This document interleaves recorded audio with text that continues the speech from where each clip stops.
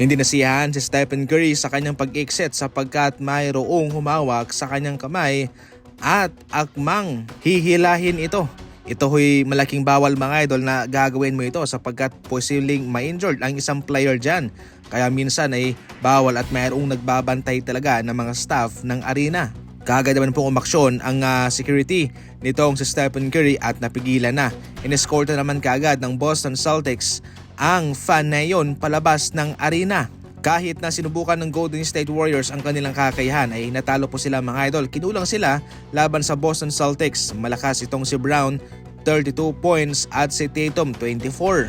Alam natin na sa bawat laban ay diharo talaga itong Golden State Warriors sapagkat wala yung kanilang mga star player. Gayunpaman ay hindi sila sumusuko at patuloy sa paglaban. Para sa Warriors, Payton 14, Spencer 14 at Green 13 points.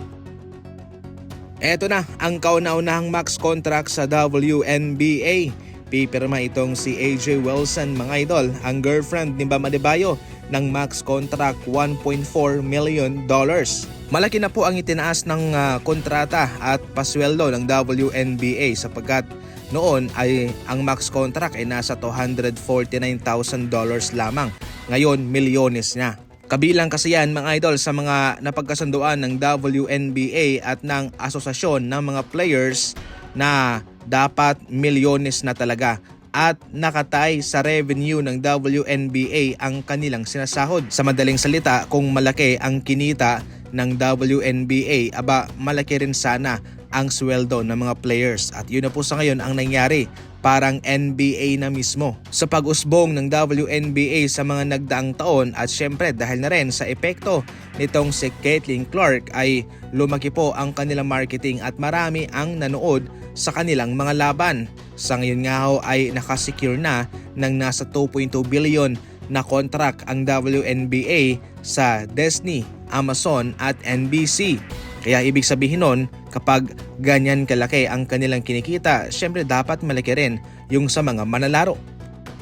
Isang update naman para kay Giannis. Ayon ngayon kay Shams ng ESPN, itong si Giannis ay ayaw sanang mag-shutdown siya for the rest of the season.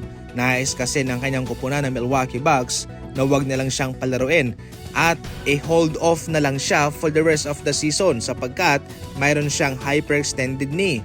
Ngunit ang kampo ni Giannis, especially siya mismo, ay ayaw sa planong ito. Alam mismo ni Giannis mga idol ang kahihinatnan kapag pinipilit ang isang bagay. At kung gusto man niya na ipilit ito ay wala pong magagawa ang Milwaukee Bucks. Pero alam niya na mayroon itong kabayaran. Mas maganda kasi kapag mayroon kang mga injury ay pahilumin na lang.